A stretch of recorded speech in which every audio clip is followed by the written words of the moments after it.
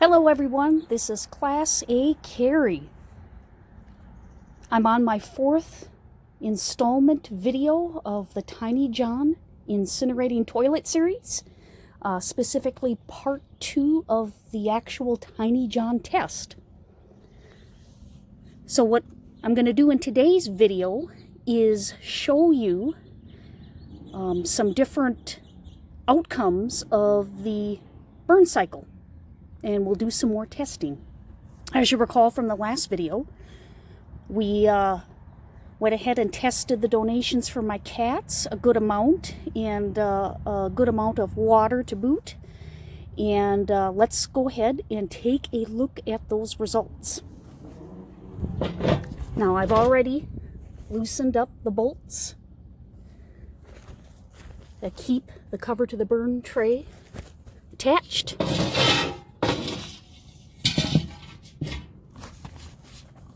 That'll come out.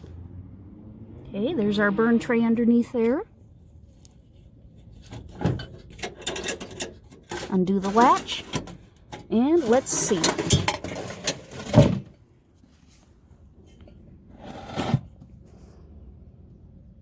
Okay, there is the results of our very first burn.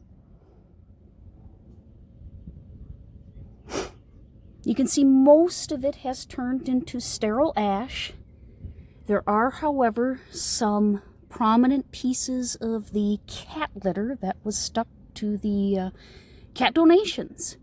And I wondered if this wasn't going to happen. Maybe somebody knowledgeable about, I suppose the cat litter would be made out of clay. If that sort of substance isn't really going to take well to a burn, at least a burn at this temperature. So I did kind of expect this result. What I'm going to do now is I won't take any of the waste ash and leftovers out yet. I'm going to go ahead and put it through another waste burn cycle and see if that is what is needed to break it further down. I've reconnected the bolts into the burn tray cover in the Tiny John. Propane is on, no leaks. We have power hooked up to the battery. Let's do a second burn. Main power.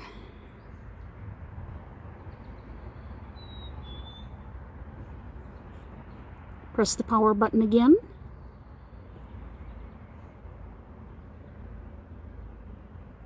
Ready. We're going to go ahead and do another waste cycle.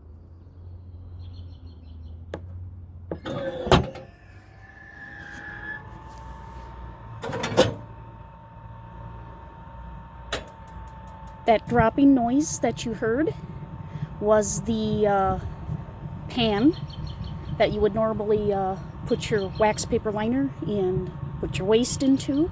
We didn't have any this time. We're just burning the same waste from before again.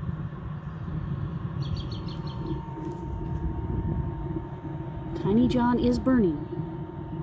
We'll check back in about 50 minutes and see what the results are. It's been a little bit over an hour, and our Tiny John has finished its burn cycle. The green LED is lit up in the middle, and it says ready. I'm going to go ahead and turn off power.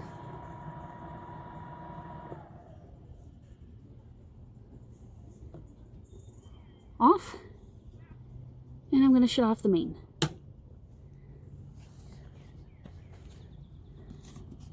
Let's take a look on the burn chamber.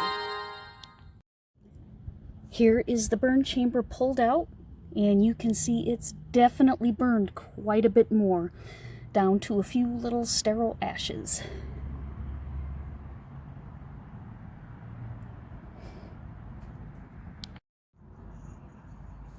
Now, I believe that if it hadn't been for the clay clumpable cat litter that I had intermixed in a pretty significant amount to my cat's donations for the purposes of this demonstration, the ash waste would have been a lot less. Could probably put it through another burn cycle, and a good amount of that would also go away. So all in all, it is looking very, very good for keeping the burned ash to a minimum. I just emptied the burn chamber of all the sterile ash, so it is good to go for another experiment. The burn tray is back in. It is secured. Now we can move on to another test. Good to go there. All right. So let's simulate a number 1 or a liquid urine test and see how that goes. Open the lid.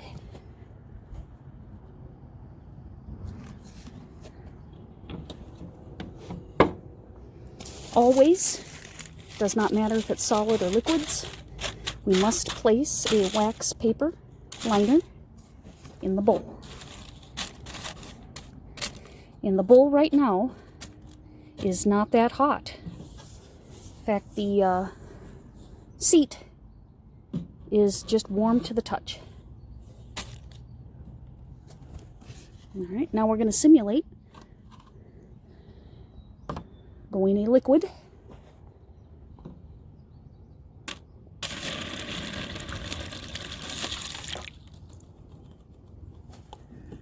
Okay. We have liquid in the wax paper liner, and for the sake of this test, I have a used napkin here. We'll say we're going to put that in there too.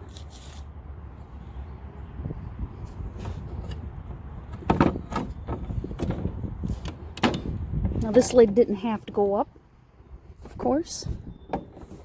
Now we'll put this one down. All right, we're ready to do test number 2. So we're going to go to the control panel. We are ready. Now we'll press the urine cycle.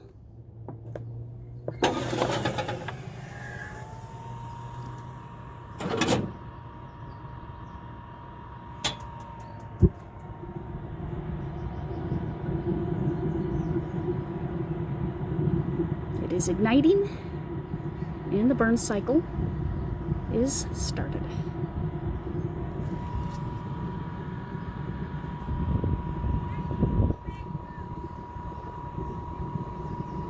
So the question comes up, what happens if there's multiple people that need to use the incinerating toilet in a row? Can you even do that? Yes, you can.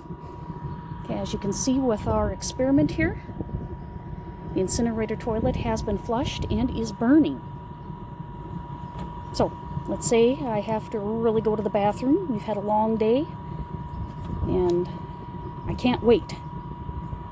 So, we pull up the lid. Did you hear that sound? The burn cycle promptly stopped when we pulled up the lid. You can look down in there, and of course our previous liquid test is down in the burn chamber. So technically now, one would put another piece of wax paper in there, and then they could go. It is not hot at all, just barely warm way down here in the bowl, and the seat itself is cool to the touch. Okay, so let's say you went. You'd put down the lid again.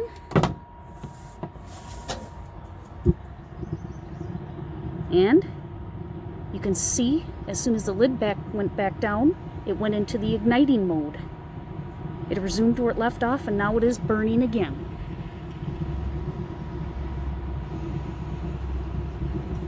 Now, what the Tiny John manual recommends is each and every subsequent time you go, when it is in the process, when you go one right after another, press the button of the equivalent of what you went. again. Now, I'm not going to press it now because we actually didn't do anything. We're just simulating it. So let's say we went to number 1. I would press the urine button again, and the whole process would start again. And it would queue up another 30-minute burn time. So it burns not only what's already in there, but everything you would subsequently add. Urine or waste. The Tiny John instruction manual says that there is no downtime if several people use it in a row.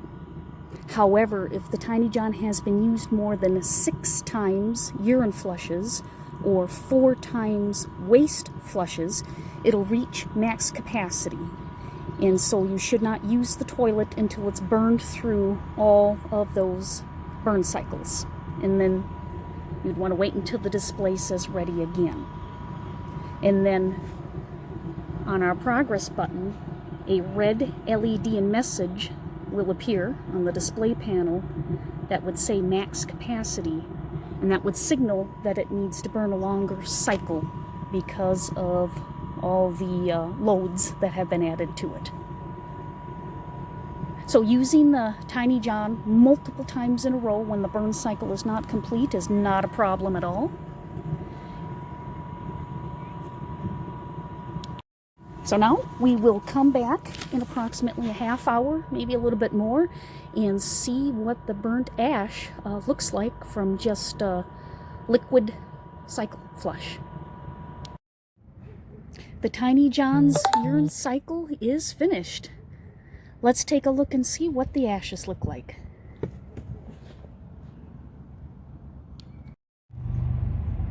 And there you go. Just a tiny, tiny bit of sterile ash.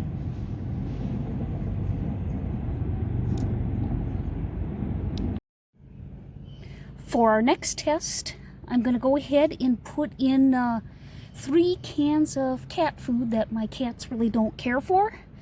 That'll simulate waste. I already have the liner in the bowl. Now I'll add the cat food. Well, howdy doody, that all looks very appetizing. All right, let's do another test. I'm not going to add any liquid, and I'm going to keep out TP for now for this particular test, just to see how much 3 cans of cat food to simulate waste turns out to be for ash. Let's get the lid down.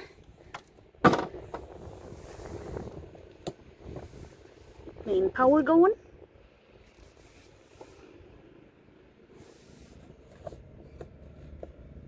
Power it up. Ready. We'll click waste. And there we go.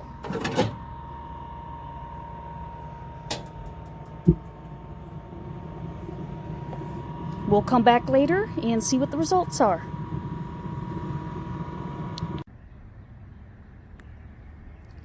Here is the result of the 3 cans of cat food being dumped in the Tiny John. So it's not completely burnt. It looks like it needs another cycle. So right now from the tests, I can conclude that if your waste is in a moderate amount, you only need to initiate 1 burn cycle, and it's pretty much nothing in ash. But if you kerplop quite a bit, you might need to do another burn cycle. That's it for today's tests on the Tiny John. Thank you so much for watching. Please subscribe and share this with others who you think would be interested in learning about this. More videos to come. Thank you.